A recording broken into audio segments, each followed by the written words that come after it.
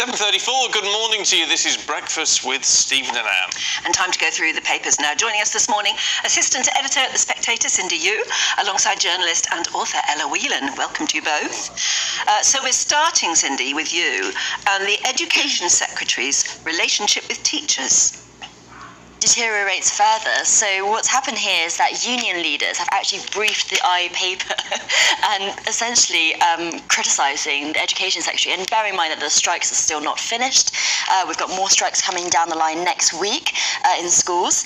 And what they're complaining about is that Gillian Keegan, the Education Secretary, doesn't seem to understand inflation. Oh.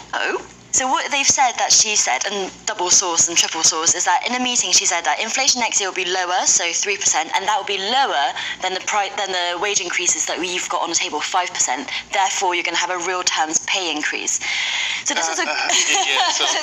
so the teachers are saying, do you actually understand the equation? So they're getting onto teacher mode and saying, yeah, exactly, like mathematically that doesn't work. But this is a common misconception. When people say inflation is falling, they're not actually saying prices are falling. Whatever inflation has happened so far, the prices have already risen. Inflation is just the rate of growth. Yeah. So if the rate of growth slows down or goes down, prices are not actually falling. It's just it's growing less quickly.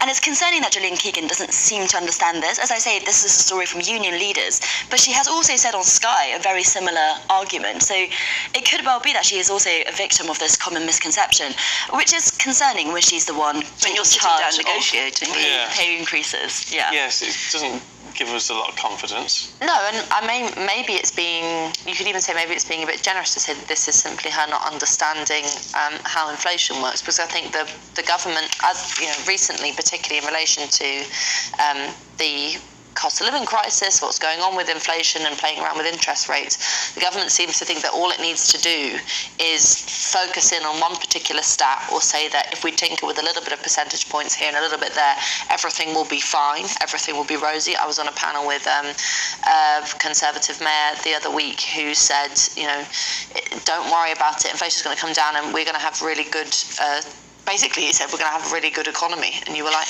in what universe do you live in? Because, you know, you might be able to say that there might be growth, there might be some kind of change, but it's not like pack up, everybody go home, everything, nothing to see here. So there is a kind of, I think there's a willful blindness to the actual level of problem that has been long-standing in the British economy. If the people who are in charge of us don't understand it, how are the rest of us meant to understand it? I mean, that's the thing. How is the average man in the street meant to understand it if no one else is explaining it properly? But I think there's also the discussion about the economy takes place on two levels, which is that the politicians and commentators like us, or economists talk about. You know, they say the interest rates are going to go up by this percentage, it's going to have a huge effect, or they're going to do this with tax, and this is actually a really big story. And actually, when I'm not sort of trying to patronise people who have normal jobs sat at home, but most of what you're thinking about is how much are my energy bills, how much is my food bill, how much are my wages, and you do a relatively simple calculation. But don't you think politicians do it deliberately? They throw out an inflationary figure here and a percentage figure there. Yeah, that's sort of what I'm trying to say, isn't it? Yeah, I think that's sort of what I'm trying to say. It's not necessarily that smoke and mirrors in that kind of cynical way. It's just that it prevents them from having to have an actual conversation in real terms about how people engage with the economy. Talking about a real conversation, on the front of the eye again, do most people in this country want to take strong action on immigration or not? Yes, well, that question is. The government is now rumoured to be suggesting that question could be answered with a referendum. And so off the back of this rather embarrassing defeat by the government in saying that the Rwanda plan was unlawful, which, you know, as the Eye and other papers cover, was sort of Rishi Sunak was taking it for granted that would be a win, and there was plans to set off planes in September and it was all going to be fine. That in order to sort of claw back some kind of legitimacy for their plans on immigration, the government is thinking about taking to the polls a kind of stop the boat style referendum. Now, you know, I'm thinking of that clip that circulated about that elderly lady who said, "Oh, not another one about referendum." That is probably the sentiment of most people.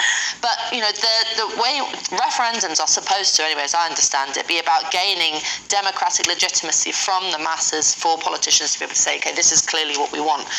On the question of immigration is a complicated issue, as we know, but on the question of controlling borders, and on the question of being part of the ECHR or whatever, that has already been decided in the Brexit vote, because part of the Brexit vote was leaving the European Union, having control over your laws, borders, and blah, blah, blah. We know it. That's already been decided. Just do it. Just get on and do it. You don't need to have another kind of... And actually, the way in which the eye is quoting how the government's talking about it, it's not to do with any kind of seriousness around immigration. It's about winning the next general election. Yeah.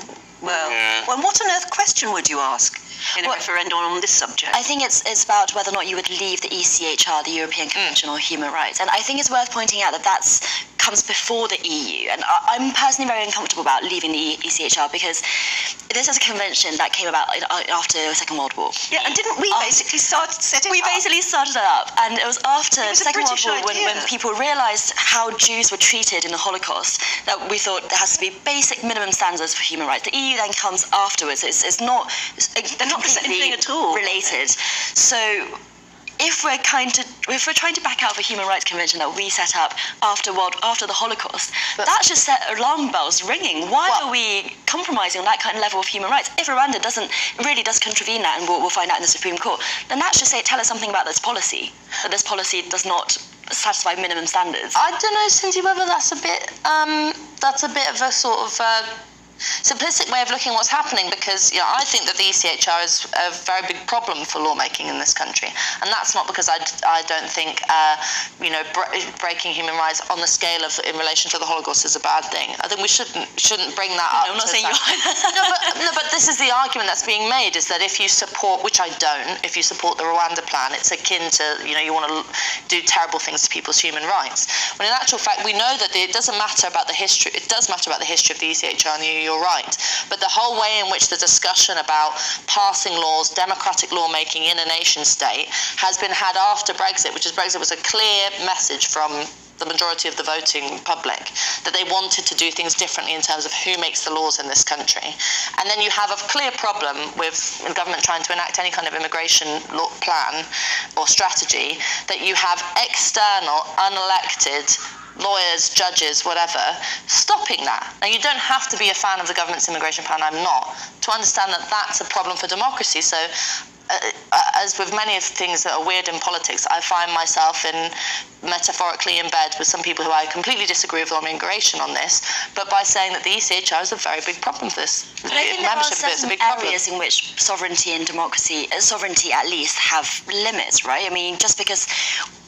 As I've said, it's inspired by the experience of the World War II. I'm not saying it's same. Rwanda is nearly the same at all. But what that experience taught us is that refugees have to have a right to claim asylum. And that Rwanda does not allow them that right in the UK. And so that is contravening a very basic human right, which I think, But should lawyers decide that, or us as British citizens? Sure, you can have a referendum on the ECHR every 10 years or something if you would like, but I think there are certain things, conventions, like the UN Charter of Human Rights, that, fundamentally as human society, in a relatively developed phase, civilized phase, we should be able to say, this is our bottom threshold, this is our minimum threshold for human rights, that people should be able to claim that asylum. My problem with Rwanda, I'm not saying you support it, but my problem with it is that these people trying to claim asylum are immediately cut off. They're not even given the right to claim it here. So even genuine refugees will be turned away. And I can see why that is the problem for the ECHR. And I think, that we should be upholding those standards, especially if we're criticising human rights abuses all over the world, which we do. Oh, well, you may have a view on that. GBViews at gbnews.com. Cindy, to the FT, the Netherlands is blocking sales of chip machines to China. Yes. What sort of chips These are we are not talking deep about? fat fryers. Fryers. No, not those kinds of chips, but computer chips or phone chips, basically called semiconductors. These are tiny things that you couldn't really see with the naked eye, but are very important to everything that we use, from smartphones to kind of unmanned drones. Everything that we use in modern life needs to have a semiconductor. And the more advanced they are, the smaller they are. And the Netherlands has this incredible company called ASML, which produces basically the machines that make these small chips. And this is all part of the US strategy to kind of contain China's development in this very, very advanced technological sector. It's a bit of an arms race going on at the moment. Don't China have these machines of their own? Not so advanced. Gosh, really? Yeah. That's a surprise in itself. Yeah, so China actually is, so the top chip makers in the world are Taiwan, South Korea, and China's good at making the slightly bigger versions, which are not going to cars rather than the most advanced machines. So by blocking the fact that they can't get this equipment, the Americans... Limiting their growth in that field. Exactly. And China probably will catch up at some point with its own domestic, Huawei is looking into making these chip machines, but for now it certainly hobbles them. And it's interesting that the Netherlands, because this is a Dutch company, have so far resisted, because it would limit their own growth, it would limit their own contracts. But clearly American pressure has now won out here, so that the West is becoming more unified in kind of containing China on this technological front, which is a fascinating development. The national government is blocking its own company's sales. Well, it's interesting. To The Guardian, Clarkson versus the Sussexes. This is remarkable. I don't think you had to be a fan of what Jeremy Clarkson wrote in that article. It was pretty crass, but then again, it's what you get from Jeremy Clarkson. He's made a career on Top Gear and other places of being rude, being bullish, saying what he thinks. Indeed, in this article, he not only sort of made the allusions to the Game of Thrones thing about shame and throwing excrement people in the street, but also said some pretty unpleasant things about the former Duchess of Sussex. So, in a sort of in a society which respects a free press, you're supposed to say, well, that wasn't a very nice article, maybe I won't read that paper again, maybe I won't read that guy again, move on. But instead, we now have the Independent Press Standards Organisation, IPSO, not only coming in and demanding that the paper, The Sun, publishes an apology on its front page, a front page full statement explaining how its star columnists breach anti-discrimination rules, but also the way in which it talks about how it handled Clarkson is just so intensely arrogant and anti-press freedom. Here quoted in The Guardian, it talks about the fact that we allow journalists to write mean-spirited or cruel pieces. What we, and then goes on to say what we don't do is allow them to, Clarkson to write things like this. I think that should just raise the hackles of every journalist out there, or anybody who's aspiring to be a journalist, which is that, okay, most of us don't aspire to write hit pieces about, princesses or whatever, about the royals in cruel and personal ways.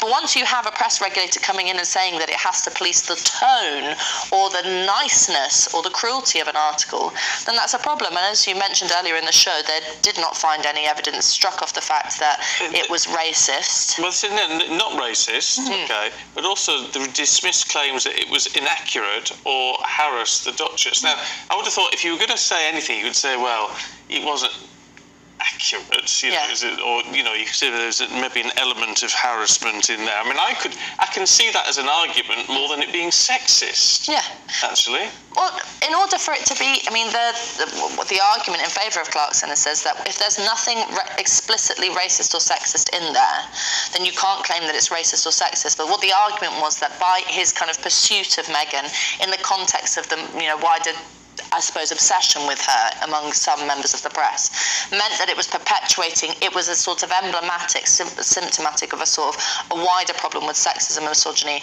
in relation to that individual Meghan Markle. And that's, as Clarkson and other people said, that's like sort of trying to read my mind. It's like suggesting that you think you know what I'm writing, rather than just taking what I've written on the page at face value. And the problem is with free speech and freedom of the press, the people that you have to defend are always the most loathsome. They're always the ones that push the boundaries, that do the things that most of us don't do, that polite society sort of shrinks at. That's why it's important to defend them, because today it will be Jeremy Clarkson, tomorrow it will be someone else. Yes, it's the old thing, adage, isn't it? Is that I don't agree with what he said, but I defend his right to say it. Yes. And he didn't say anything inaccurate or wrong. No. It was just his opinion. Quite vile opinion. Yeah. But it was his opinion, and he's entitled to it. Exactly. And part of the Ipsos, argument is that he compared Meghan Markle to his hatred of Nicola Sturgeon and Rose West, the serial killer, and saying, well, what links those three women together? The fact that they're women. Well, actually, there are quite legitimate reasons to hate Rose West. Yeah. And Nicola Sturgeon is a deeply controversial figure. Yeah. So it could be that he simply is saying that he hates all of these people, not by virtue of their gender, but because they are in their own ways. Yeah. I mean, I don't think Well, he that's was controversial trying thing to say. describe the ferocity of his hatred. Yeah, and saying, I hate her as much as her. I mean, it's bizarre to hate Meghan Markle that much, I personally think. But nevertheless, it is, as Ella says, kind of imagining how you can feel inside Jeremy Clarkson's head, which I'm sure, a lot of people think that they do know. I don't imagine the Sun or Jeremy Clarkson are going to apologise in any way, are they? So they've Well, got he's a very already small box on their front page. On the front? Which leads to page 17. I don't know if you've got it there, but it's about the least eye-catching at the very bottom, Stephen. Oh, yes. Jeremy Clarkson, Ipso upholds complaint. And See, I mean, he's very missable. it's very visible. It's And then underneath an advert for wine. and the actual apology itself is incredibly dull and bland, so there's no pictures or anything. It's clearly not trying to draw attention to it at all. But I think they're appealing the decision. So I think it would be interesting to see what comes out of that. Yeah, oh well, fair enough. I mean, as I say, I don't really agree with that judgment. No, I don't. There you go. Very few who will. Cindy, Ella, thank you very much indeed. See you a little bit later on.